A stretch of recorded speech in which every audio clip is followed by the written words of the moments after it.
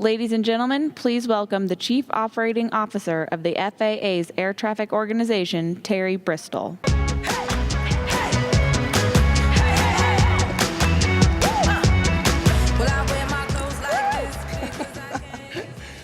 Well, welcome back from the break. We thought we were going to have to come out and take all the food away because we couldn't get everybody back in here, but it's great to be here. So hello, everyone. So I'm really excited about this next panel. It's titled Tried, True, and Tested, Aviation Safety Professionals, Unforeseen Circumstances Put These Professionals to the Test.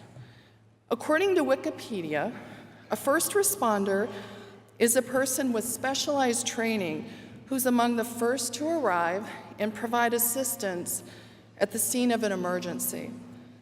Often the people that come to mind are paramedics, firefighters, and police.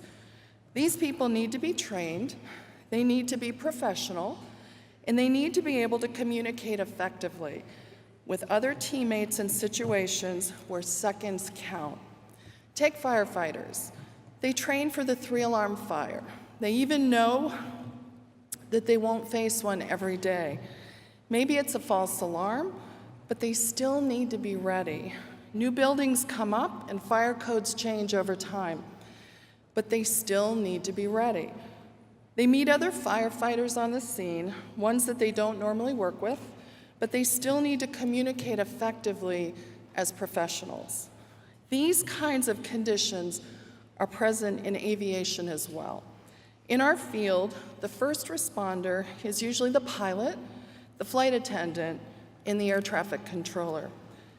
We have a strong safety culture in aviation, and aviation professionals may go years, maybe even their whole career, without ever encountering a serious problem. But we always have to be prepared for the possibility that one day we will face an emergency. As air traffic professionals, every day is a training day. Every day is an opportunity to reinforce our core skills, recall our checklists and our procedures. So if that day comes when there's an emergency, we can summon everything that we've learned and apply it without hesitation. Now, we've referenced previously Captain Sullenberger, a pilot with over 30 years of experience. He was flying a U.S. Airways aircraft with 155 people on board.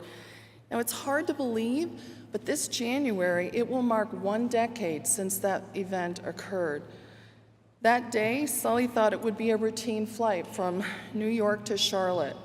In just 3 minutes after taking off from LaGuardia, the aircraft struck a flock of birds that disabled the engines. Sully and his first officer, Jeffrey Skiles, had to summon all of their training over the course of their careers and bring it to bear in that one moment. Sully took control of the plane. He told a New York TRACON controller that he had an emergency and he had to get back to one of the airports. But it became quickly apparent he couldn't make it. Now, you know this story. He gently glided the aircraft down on the Hudson River where they could float until help arrived. Flight attendants then worked to safely evacuate everyone out of that aircraft.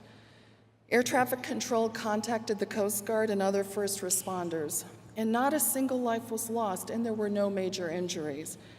In his book, Sully wrote about the need to be prepared in life, and he said that we need to try to do everything right the first time, to perform at our best, because we never know which moment in our lives we'll be judged on.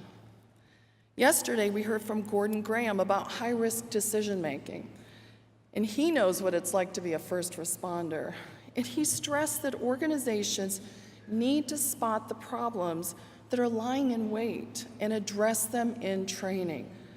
In aviation, we're doing this through proactive safety data collection. And we have programs like InfoShare, ATCT, TSAP, where aviation professionals can submit voluntary safety reports. And from these reports, we're able to identify potential hazards and take corrective actions, which often include changes in training. Now, one challenge we face now is that things are rapidly changing around us in our environment.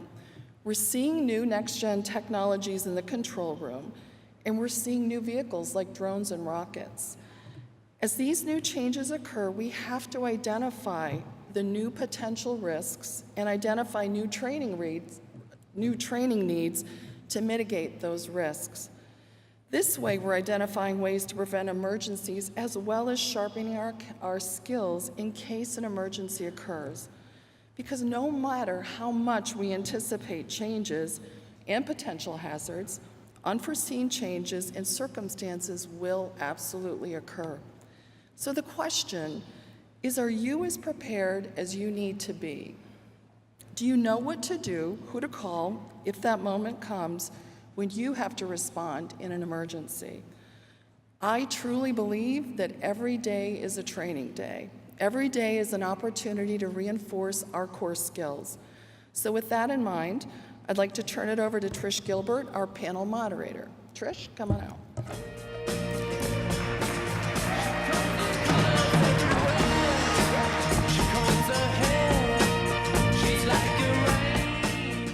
Thank you and welcome back. The U.S. National Airspace System is a safe, efficient, complex, and diverse system. It requires well-trained and highly qualified professionals, not just on both sides of the microphone, but also in the aircraft's cabin crew.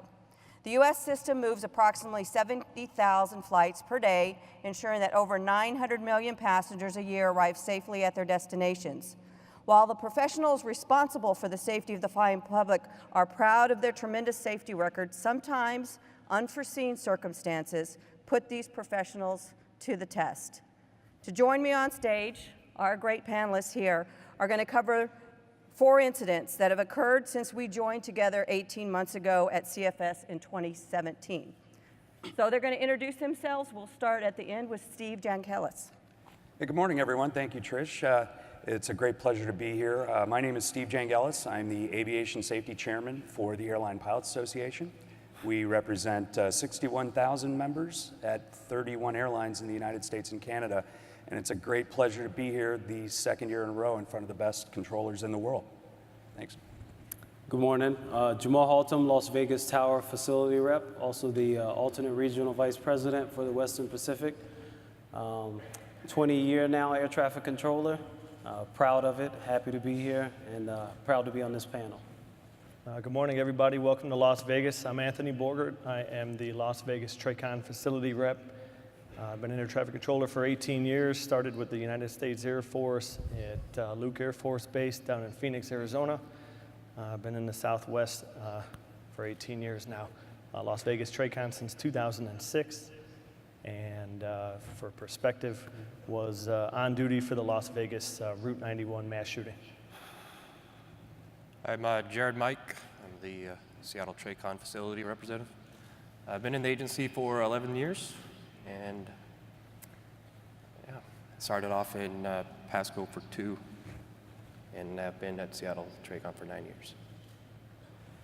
Hello, I'm Kimberly Brooks. I have been a controller for 21 years, only 15 months in the agency, but Marines and DoD service after that.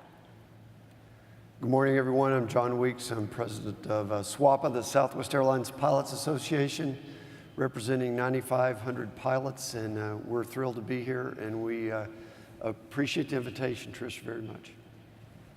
I'm Lynn Montgomery. I'm the president of TWU Local 556.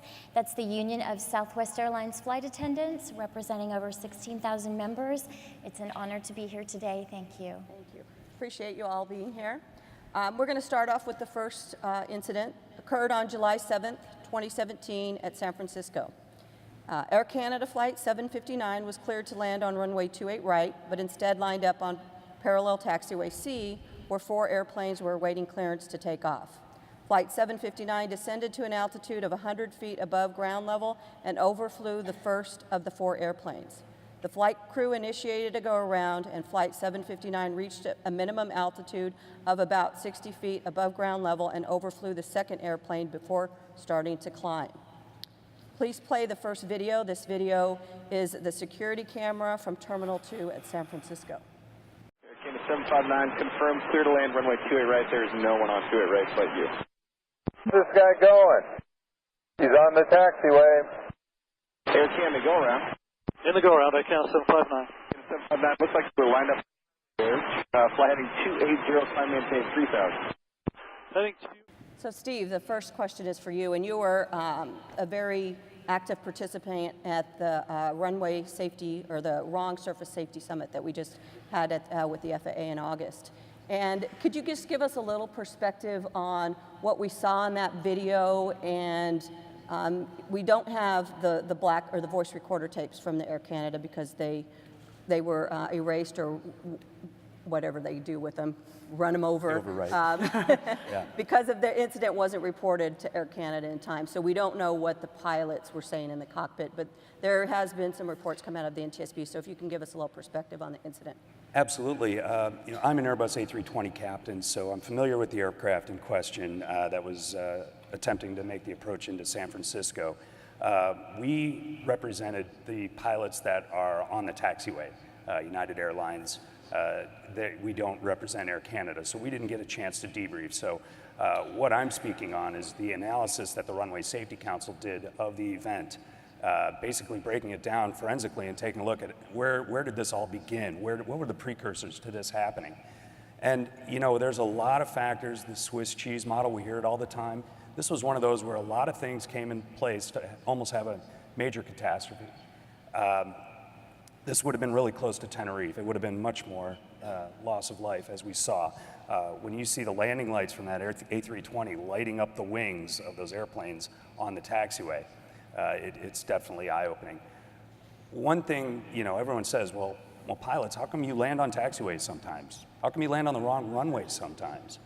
Well, you know, if you take a look at the situation, what they had, you have to back up. They had the left runway closed, and per the NOTAMs, they turn off all the lights at the runway, the left runway that was under construction. So as the crew lined up on the approach, they were doing a visual approach, and this is a causal factor, is the fact that it wasn't a precision approach. It was a visual approach, and where it takes, exactly as it sounds, a visual approach, where you're supposed to visually pick up the runway surface.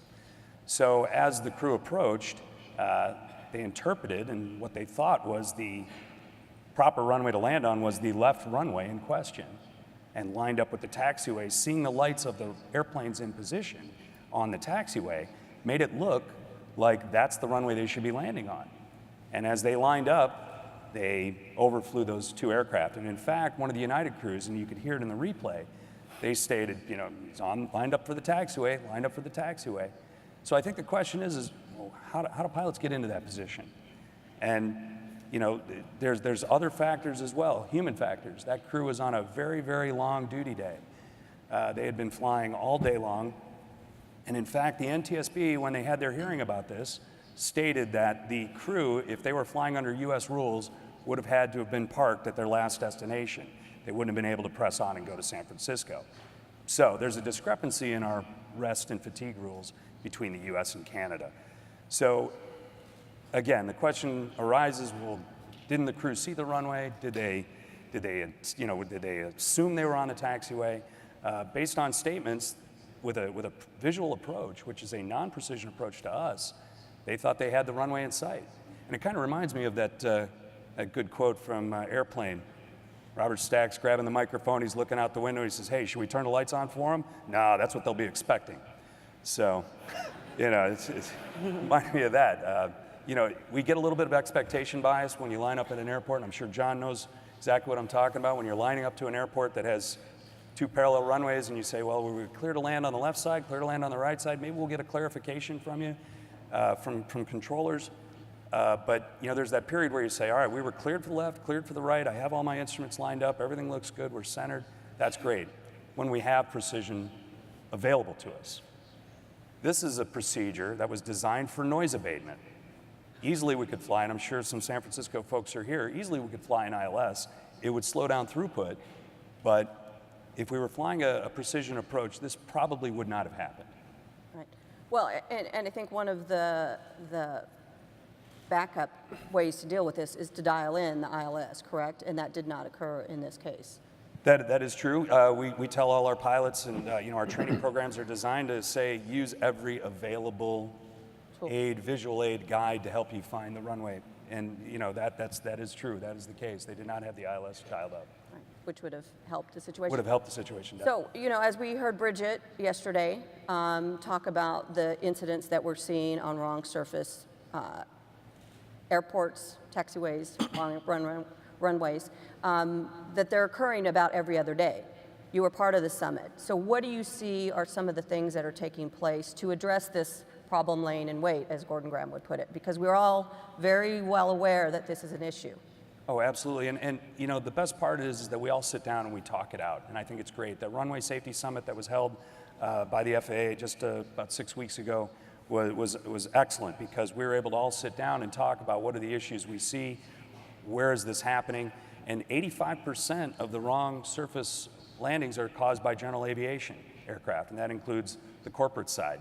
But let's be honest, the 15% that I fly with and that John represents, you know, that's the most sensational. That would be the most loss of life. So we take it very seriously. We don't say, well, we're just the minor number. You know, we're breaking this down. We're backing this into the education process. What we try to emphasize is threat and error management. And that's the key, and that's where the learning happens for pilots. It's not so much stick and rudder anymore, it's teaching pilots to identify risk. So risk number 1, I'm tired. Okay, risk number 2, I'm on a visual approach. Risk number 3, I haven't been to San Francisco in over 12 months. So there's mountains in the area, that's risk number 4. And what we're trying to do is get pilots into that mindset to be thinking, hey, you know, we've got this stack of risks in front of us, how are we gonna mitigate those risks? And I think when we sit down and we have these discussions with everyone together, and technology being rolled out by the FAA, and controllers and pilots are talking together and working with the regulator, I think we're going to come to a good result. But right now it's something we're keeping our eye on. We definitely have to pay attention to this threat. And we're talking in the United States about this a great deal, but other air carriers fly here from other countries. Clearly Air Canada had another incident not that long after this one occurred in San Francisco as well. So are you having discussions, ALPA or any? Oh, absolutely, yes.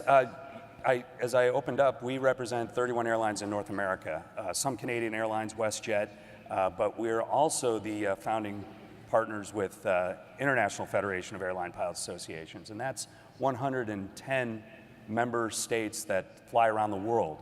And they're based in Montreal as the main headquarters for it.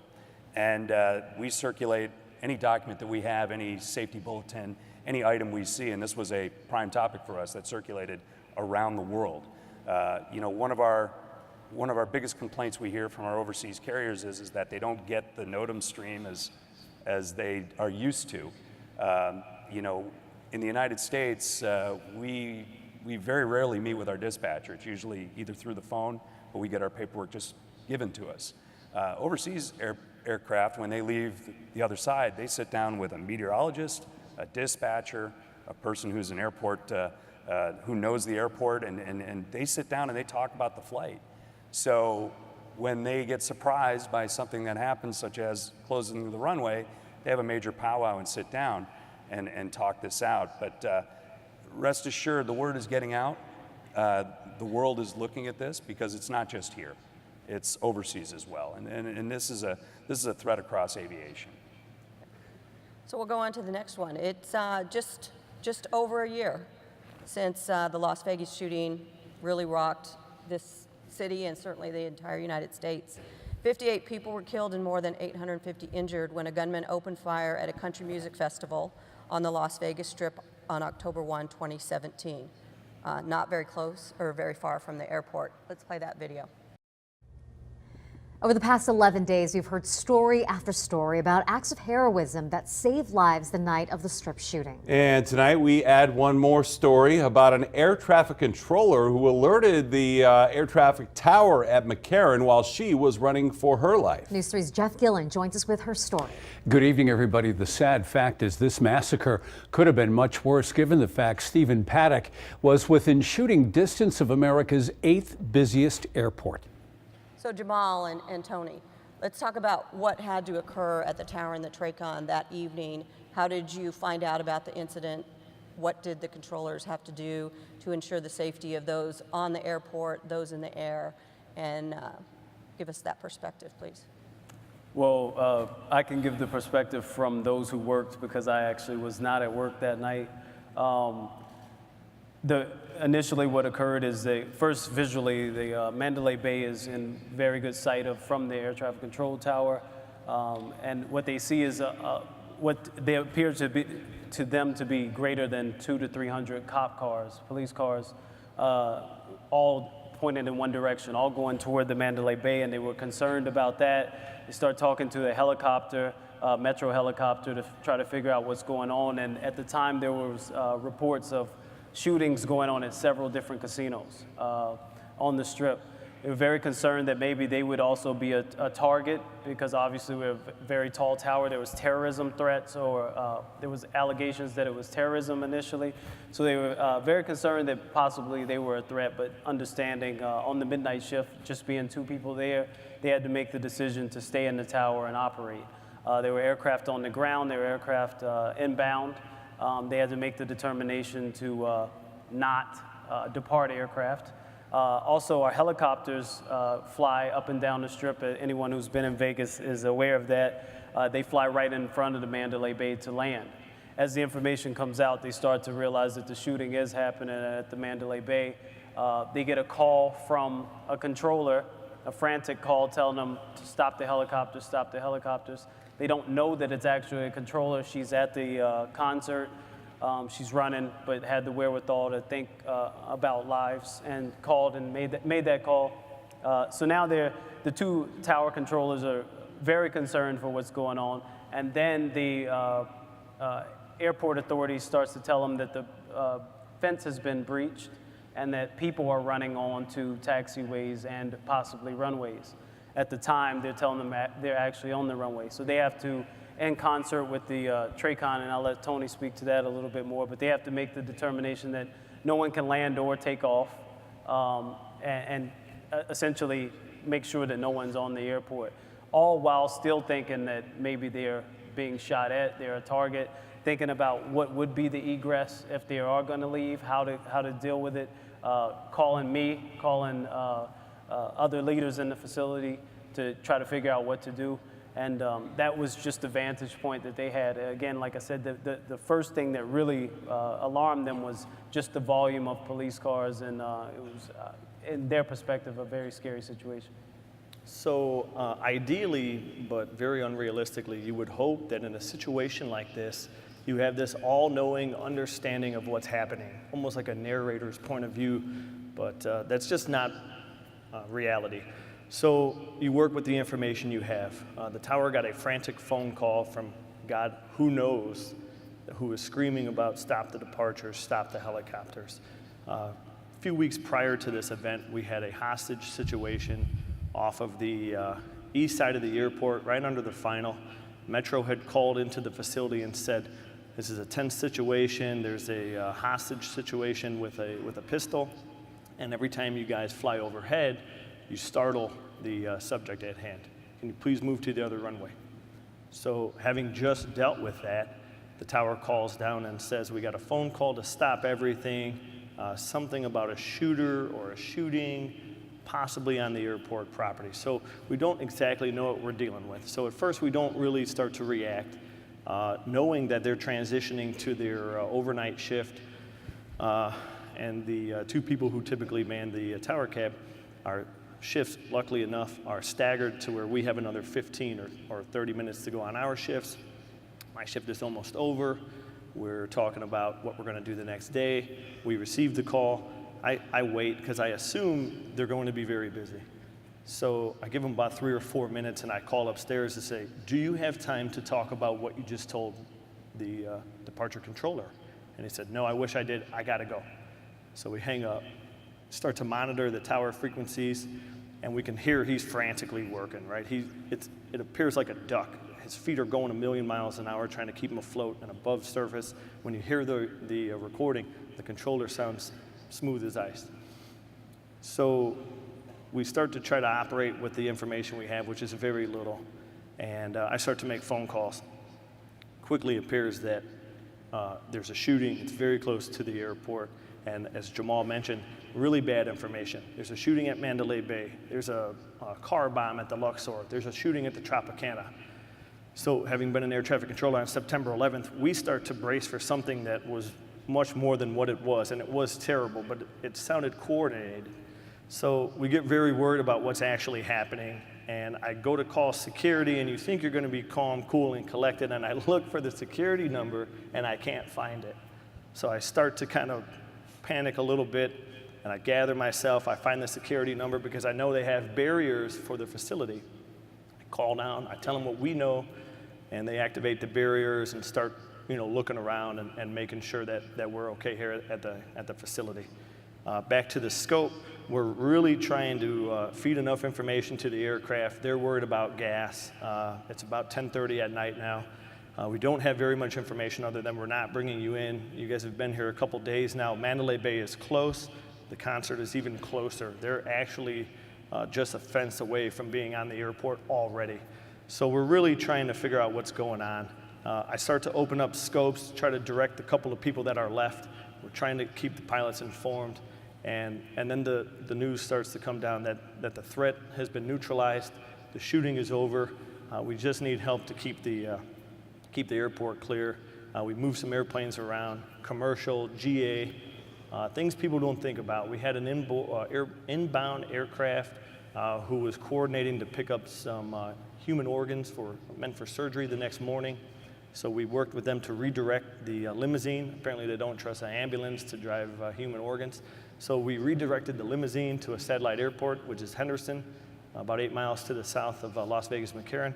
And there's just a lot going on behind the scenes. And you try to coordinate with the county, with the tower. There's just so many moving parts for something like this. And we're tune off, turn off, tune in, turn off, tune out. So there's no cell phones. I think you're in the blooper reel as well. Yeah. So there's no cell phones in the room, and you're really working with little to no information. So that was the night. We did some follow-on meetings, if you want to hear about those with the county. Yeah, we're going to come back around and do some lessons learned and what happened after the fact. I think John wants to add from the pilot's perspective what happened that night. Right. We had several aircraft on the ground, and think about what Mr. Graham said to all of us yesterday, okay? And then apply that, if you will, and listen to the way the tower and TRACON handled themselves on the tape when you hear that, and think about everything that Gordon told us. And my hat is off to Tower and TRACON both, because not only did you have a diversion for a organ to pick up an organ, we had one of our aircraft that had nowhere to go but somewhere in Vegas. So it was either Nellis or North Las Vegas if they couldn't get into McCarran. You had an American flight that had to divert to Phoenix. You had unknown people on the runway. Were they shooters? Were they fleeing the shooting? You had a decision to be made by Tower whether to tell everybody to shut them down or to taxi and try to get to a certain, it was being debated, do we get everybody to a certain part of the airport? Where's the threat from? There were so many things going on, and just like you alluded to, it's just a level, calm voice. He's coordinating, he's doing it on the fly, and everybody in this room, I think, owes Las Vegas Tower and TRACON a huge shout out for the way they handled it. Absolutely.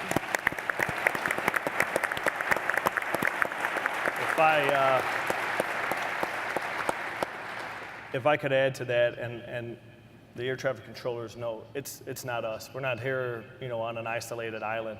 We had a lot of help from the LA Center.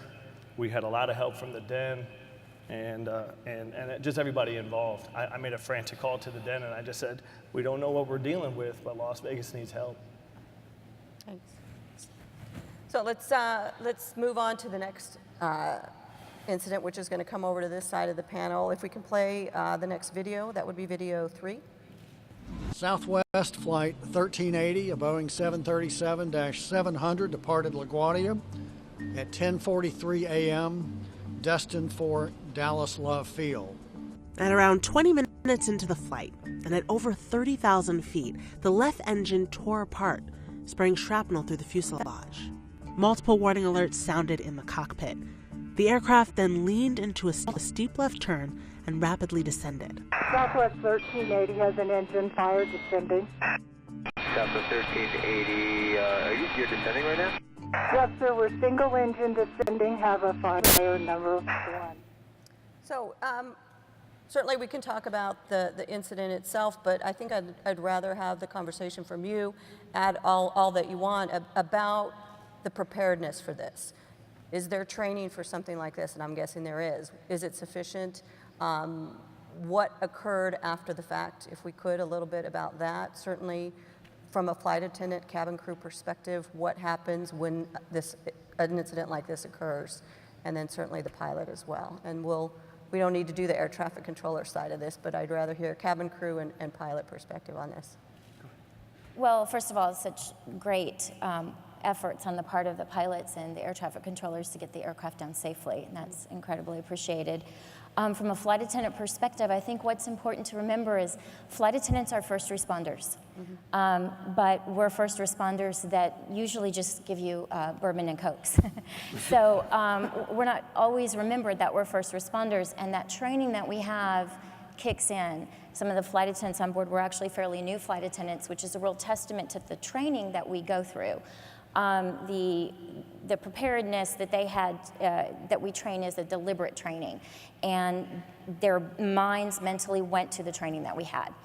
It went to the putting on the oxygen mask, dealing with the decompression, all the things that they had to do, informing the customers of that.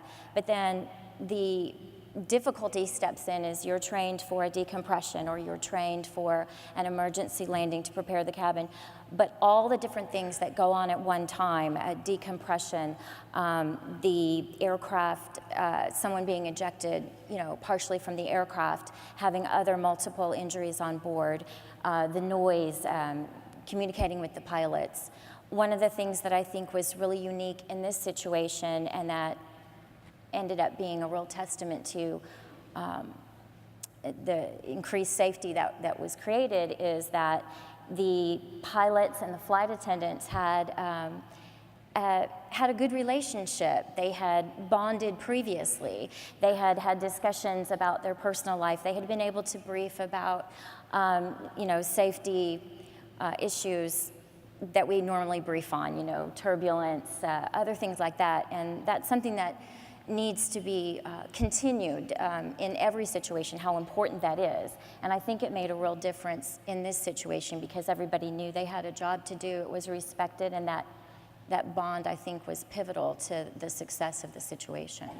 And we talked briefly backstage, and before we go to the pilot perspective, there is some video of some passengers on board with their masks not over their nose, and some criticism towards the passengers about, are they really comprehending what they're being briefed when they board an airplane? You see other videos when there is an incident or accident and they're coming down the slide with their briefcase or their luggage. So, if you can talk a little bit about when there's non-compliance, what happens? And of course, this incident was, you're concentrating on a medical emergency as well as all the other things your cabin crew is. Yeah, I think it's interesting to look at when you look at that video that the customer made, passenger, and his mask is here instead of over your nose and mouth. I mean, obviously every day, every flight, we say over the nose and mouth, over the nose and mouth. It's such an automatic thing. Normally, flight attendants are trained to go through and tell people to move their masks, but you can see with all the different things happening, maybe that message didn't get to them, but in the back of the cabin where he was seated, you can see that it's very insulated what's happening to him. You can't really see what's going on in the front of the cabin. You can't see what's going on in the back of the cabin or even towards the area where there was the passenger incident.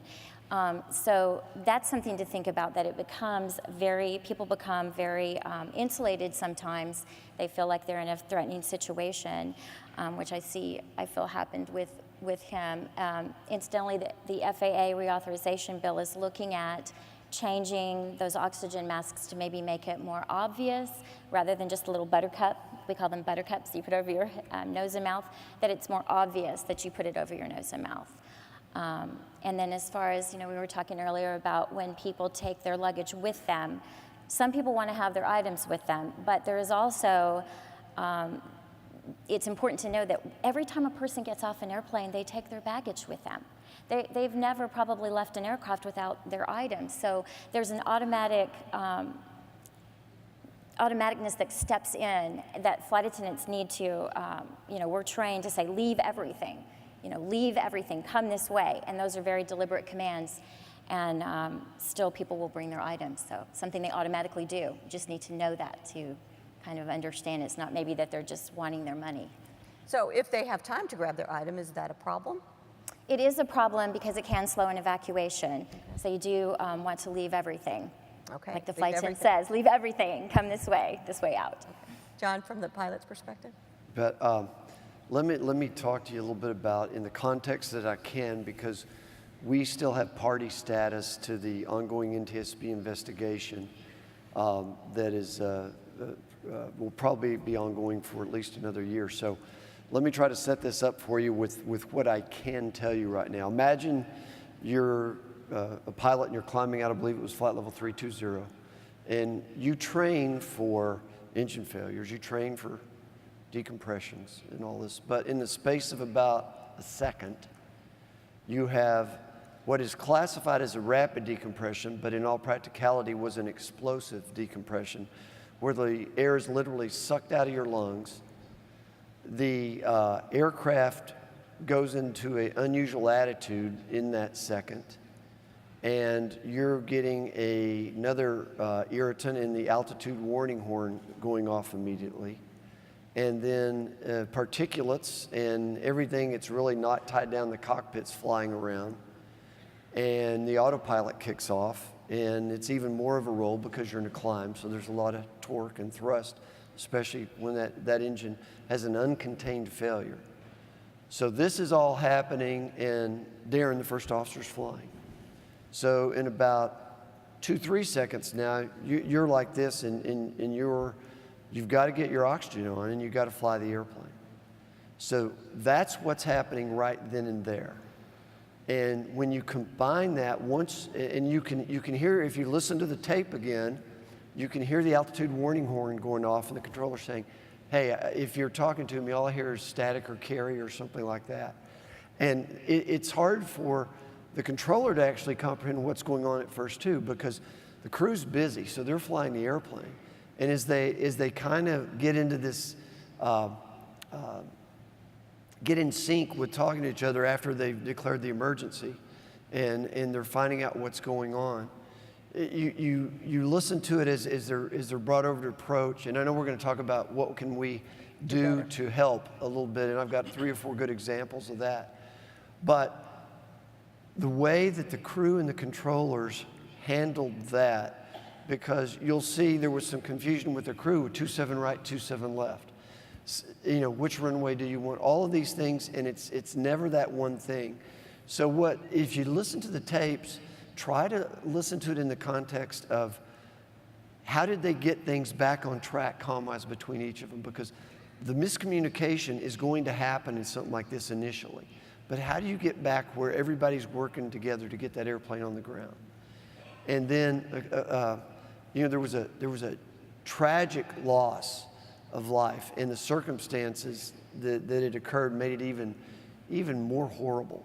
But you also think about how many people that the crew and the controllers saved, and that cannot be overstated or ever forgotten as we honor the passenger that died.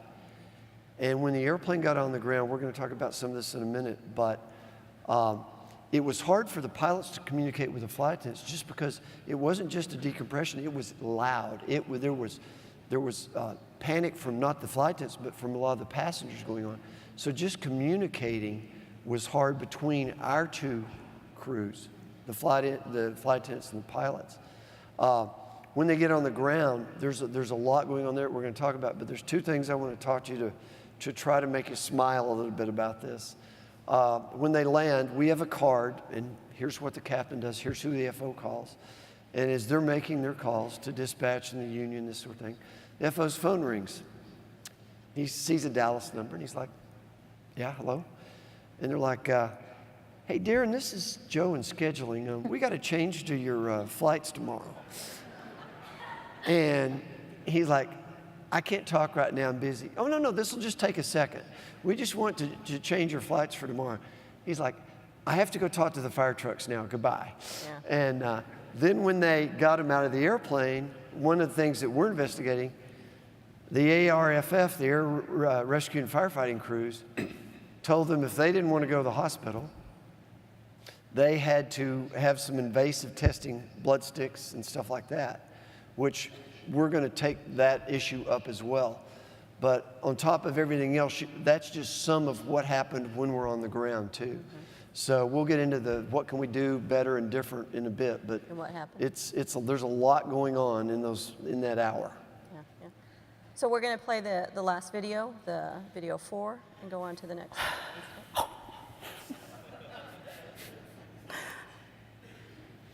Hey, you think if I land this successfully, LASCO will give me a job as a pilot? I think they would give you a job doing anything if you could pull this off. Yeah, right. Nah, I'm a white guy. Damn it, how true. People's lives are at stake here. Now, Rich, don't say stuff like that. Nah, I told you, I don't want to hear no one. I just want you to whisper sweet nothings into my ear. So are you sure he's not going to hit us? Are you sure he's not going to hit us? Are you sure he's not going to hit us? Oh. I got a lot of people that care about me, and it's going to disappoint them to hear that I did this. I would like to apologize to each and every one of them. Just a broken guy, got a few screws loose, I guess. Never really knew it until now. Hey, pilot guy, can this thing do a backflip, you think? I'm gonna land it,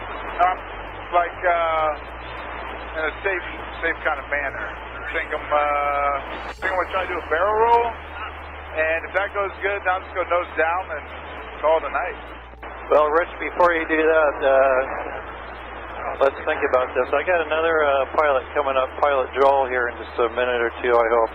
And we'll be able to give you some advice on what to do next. All right, Rich, this is Captain Bill. Congratulations. You did that. Now let's try to land that airplane safely and not hurt anybody on the ground. All right.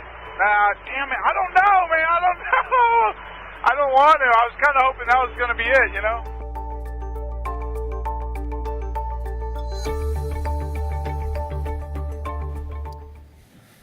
So that's still tough to watch. And I imagine, Kimberly, you are on duty. Andrew, the controller that was talking to him, a colleague of yours, and Jared as the FacRep. If you can, this is certainly an incident that none of us have seen before. And how was that in the TRACON? What did you have to do? Certainly the tower has their perspective, but what did you see working in the TRACON? It was actually really, really incredible. The collaboration with CTAC Tower, our center, the way the room got reconfigured immediately, and of course Andrew, who did just incredible, and he's that way all the time. He's my instructor, and his voice never changes. He was perfect for that situation to keep him in the air as long as he did, keep him over the areas where they were trying to get him over the water, away from the unpopulated areas, obviously away from the city. And Andrew knows the geography and the airspace really well. He's been there a really long time, and it just worked out, that the right people were in the right room. Or we all had an assist immediately. I was getting relieved on final. I was pushed to the south satellite sector, split the departure off so that Andrew didn't have both departures combined.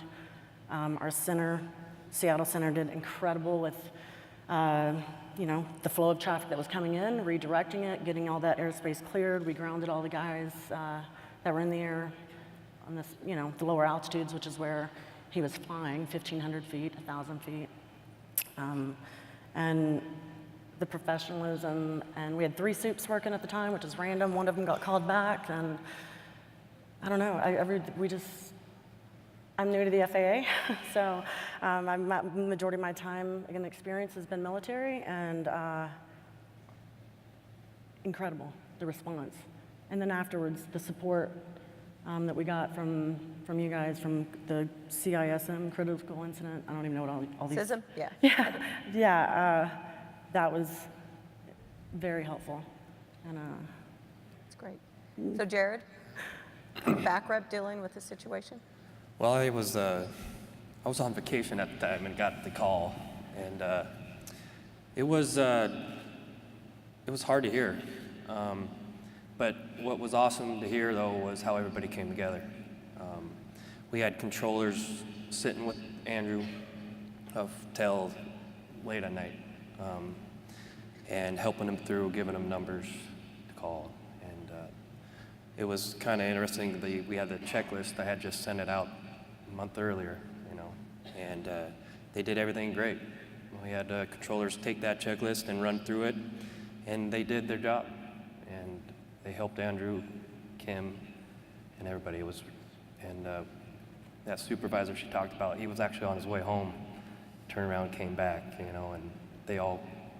everybody, it was hard to hear when I came back too. It was watching the videos, but hearing how everybody came together and supported everybody, it was really impressive. So clearly, communication, teamwork, collaboration, quality training every day, all important pieces. I mean, we had literally just, maybe 2 months ago, or 2 months prior to that incident, had controller-led training, and we ran an intercept on the South Satellite sector. And, I mean, I'm really impressed with the training and the information. Nobody likes ALMs, but I think they're great, the little refreshers all the time. And there's just all these things that I feel like, I just think the FAA does a really, really, really good, and I love the Department of Defense, and I'm so grateful for the experience and time that I had in that regard, but I'm just beside myself with the professionalism that the FAA brings, the controllers bring. I'm overwhelmed with it. And I think we all try very hard on that. So let's have that conversation about what the real tragedy is. If you don't learn from what's occurred, then that's it. That's the worst part of it. So what can we learn from what's occurred? What could have been done better? Could there have been different training? Was there proper support after the fact for the people involved? Critical incident stress management is what you mentioned. Technology that could be helpful in these situations, is that coming online, and can it be quick enough? So anybody can take that question and start that conversation.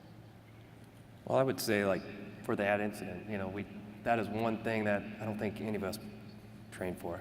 At that incident, he became, trying to be a suicide prevention, and he tried to build that rapport with the pilot, and you don't train for that. I know everything. I can't think if there's any equipment that could help us there, but I know there was.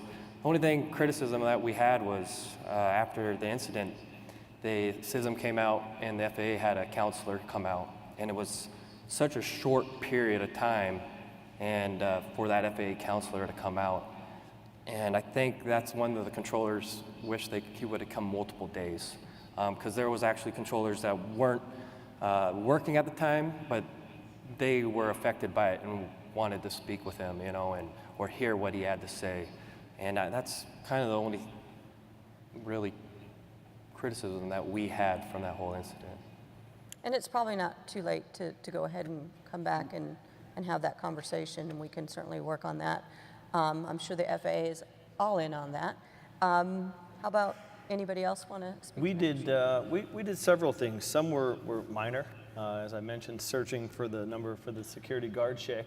We went ahead and reprinted those with a highlighted line, which is helpful. When you're in a hurry and you're in a rush, you don't need to be looking through 64 phone numbers of offices where nobody's sitting. We got together with the county to talk about the breach of the airport. We have badges because we're on airport property, and I had seen a phone number on the back of the badge, kind of a see it, say something type number, and you think about that when you're traveling, if you see it on left or unaccompanied bag, but that number actually goes to the airport control center. So I quickly set up a tour to go see who they are, where they are, what they see, and what they do. and we discussed having a hotline with them, but they couldn't put us on the hotline and then not give us non-pertinent calls. So we vetted that idea. We kicked it around for a little while about having a hotline to them, but we don't want to be called every time there's a lost child or a gate is down or a jetway not working. So what we did with our members at a meeting is just take out the badge, show them what the number is, tell them what we had just saw and what they're capable of, and that is probably on the top 3 of who to call should something even remotely similar to this happen again. So that's helpful just to know who's who and what resources you have, and then all the way down to our new basic watch schedule negotiations. We have moved our night shift about a half hour later. Some of them are moved a whole hour, hour and a half.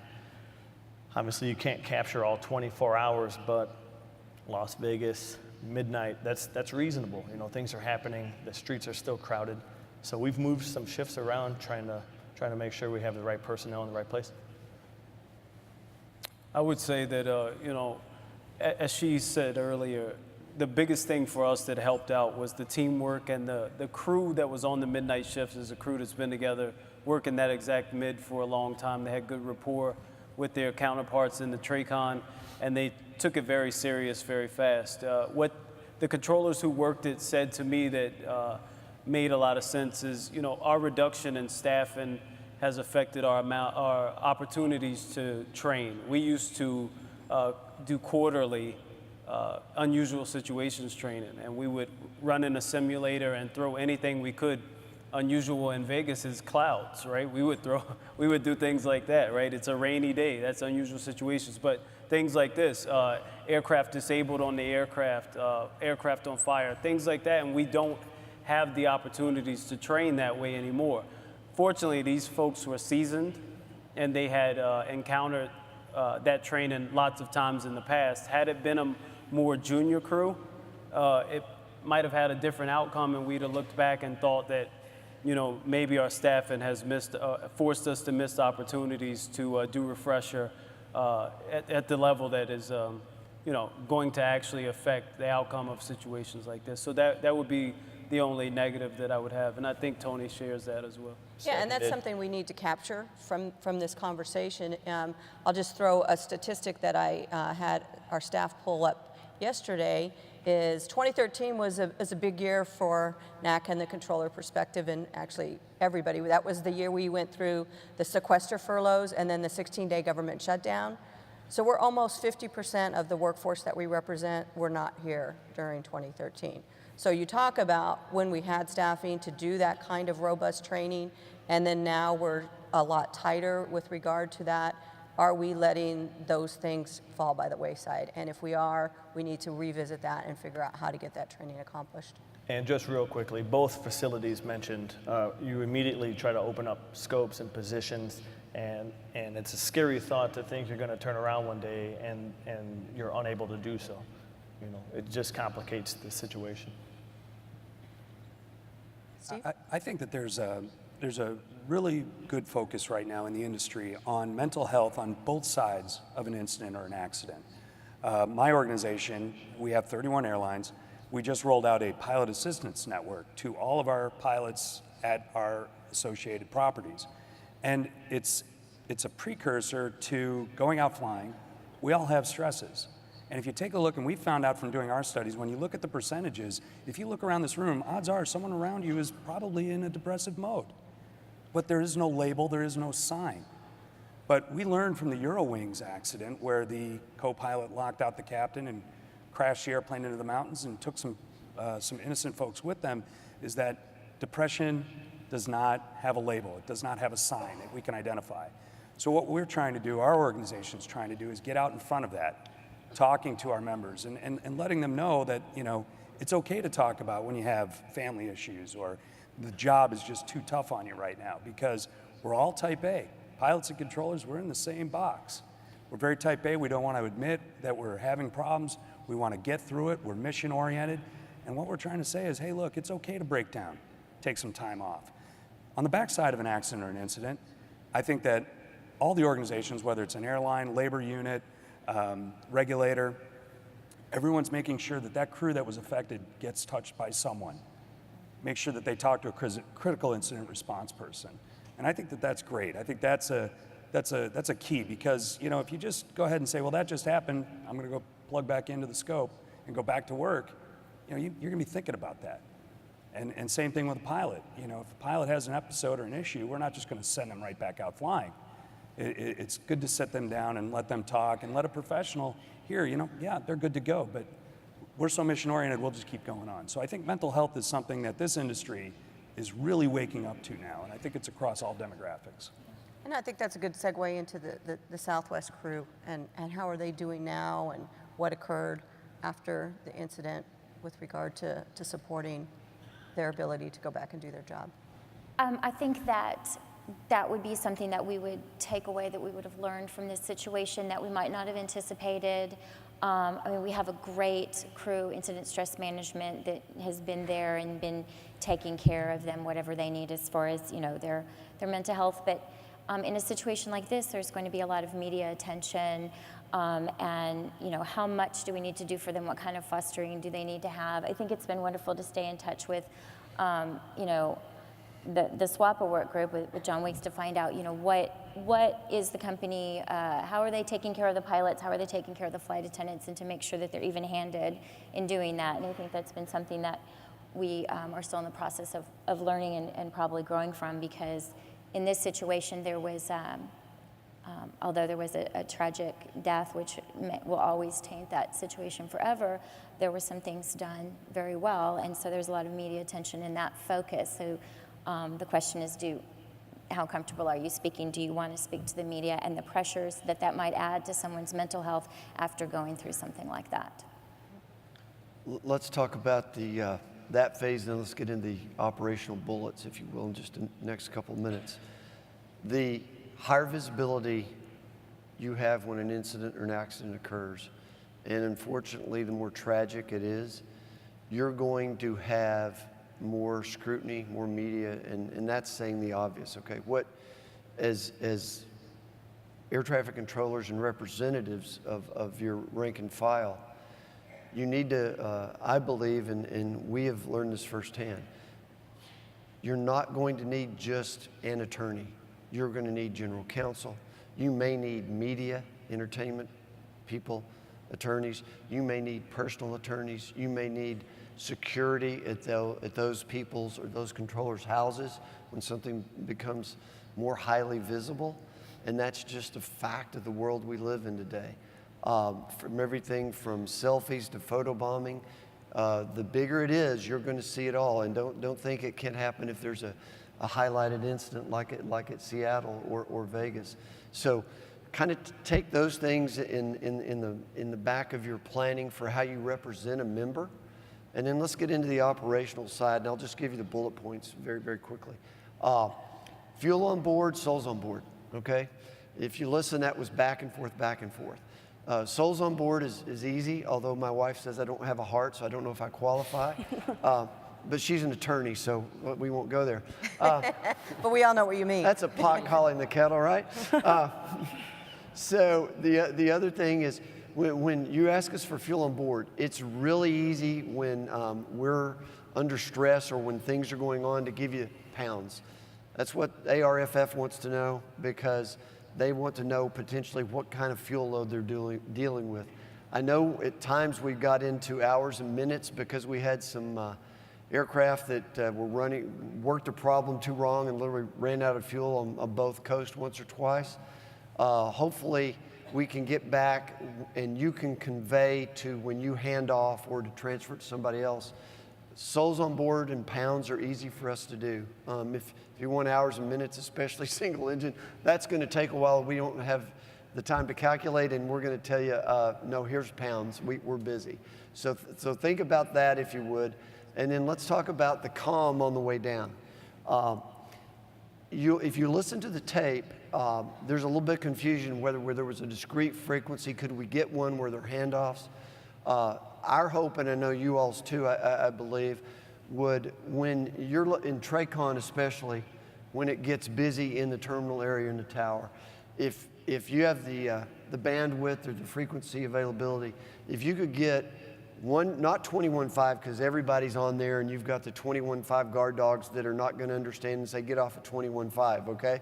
So if you could get a frequency that would help discrete that aircraft could use in range to the terminal area, and they could just stay on that, that'll reduce our workload a great amount, and that would really be helpful to us. Let's talk about when you get on the ground. When we transfer from working with you all to working with the incident commander of the fire crews, what we found and what we really need for them to do is not just have 4 or 5 frequencies they can punch in. We need a frequency where we can talk to that incident commander and get the communication that we need after we've secured the movement of the airplane. And I know there's technology that they make a handheld radio where that incident commander could get one and you could monitor to see if you needed help. That would be huge to us too. And I think it would help you all do your jobs as well as the air rescue and firefighting. Which it goes to the point that you know, lessons learned from Las Vegas, you guys reached out to improve your relationship and understand better what everybody on the airport does. And so that, you know, that would be a takeaway. That would be huge. And with Las Vegas, two other quick points. Have a plan for an airport breach. We had one in Burbank. I was there when our aircraft ran off the runway there. When you all had the breach, the security breach, and you had pedestrians, and you didn't know if they were pedestrians or bad guys at first. But have a plan at your facility and I'm sure you probably do, but go over that because it does happen. And then the last thing I want to say, and it goes back to what Mr. Graham was saying yesterday, and you have my organization's commitment, we are going to work on this for you all next year, is we have got to keep and we've got to start again that transference of knowledge and getting to know each other better. And we are going to fight like hell to get you guys back on and girls back on the jump seats. Okay, that's got to happen because I'm 58, I'll be gone. Most of you are younger than I am. We have to get you back on the jump seats to understand each other's world, and that's huge for us.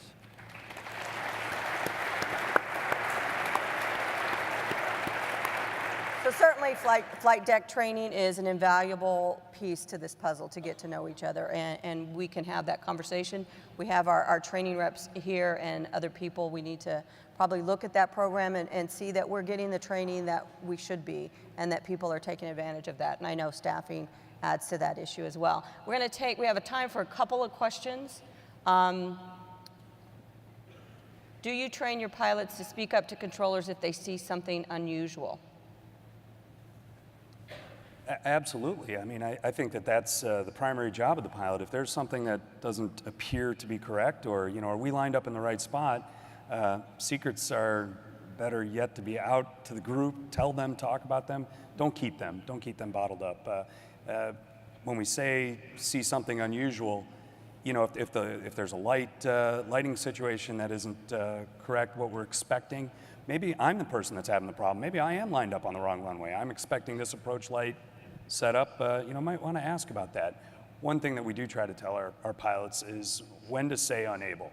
And I think that's the biggest key because we see a lot of issues with errors. When we're asked to do something and you folks are jammed up and we're jammed up and it's high stress workload trying to come into some of these terminal areas, some of our pilots will say, yeah, we can make that crossing fix at 250 knots. And they're looking at it and trying to do the calculations, and then at the last second, oh no, we're unable, we can't do that. And in our conversations with controllers and you folks here in the room, we found out that the dialogue we need to be having is to give you the information. Don't keep it a secret until the last second. Get it out there. We're really high, we're not sure we're gonna make it, so you have an alternate plan for us, and we're trying to educate our pilots to do that. Verbalize, talk, speak about what's going on. Don't just let the airplane get high or get too low. Talk about it and let the controller know that you might have trouble making a clearance or a fix. So we are getting close to time, and the number one question was a fatigue one. Man, we could do a whole panel on fatigue. But they want your perspective, the pilot perspective, and flight attendant as well. We just got a good piece in the FAA bill for flight attendant rest periods. But if you're between work and family, I feel like I miss my slot time to get rest. I feel as I get older, this will affect my performance at work. And then either one of the pilots, what do the pilots do? I'd also be curious, maybe your perspective on the new FAA reauthorization bill and the increased rest periods for flight attendants is wonderful as well. And look who sent that in. I don't know that guy's still around. So at Southwest Airlines, we do have a fatigue policy for flight attendants that took a long time to get and acquire and actually get into the contract.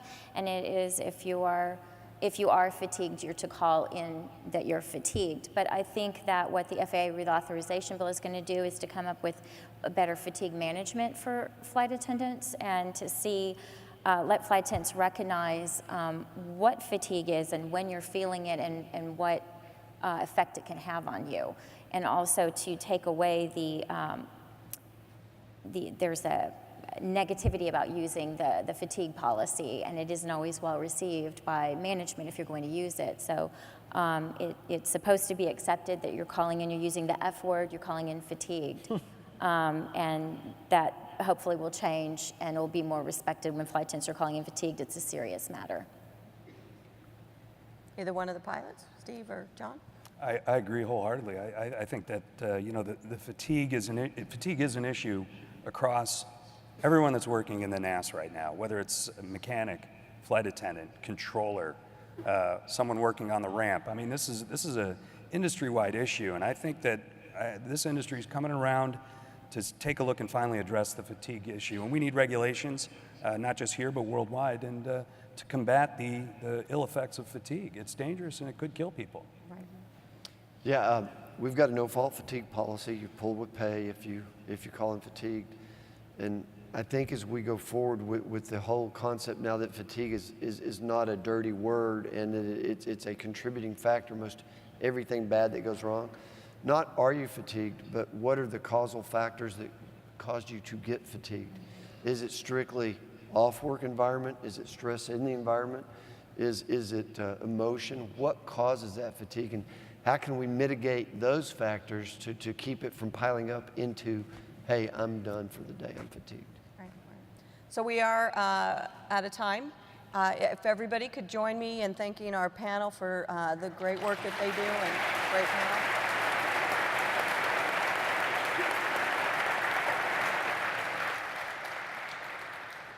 Thank you. Thank you.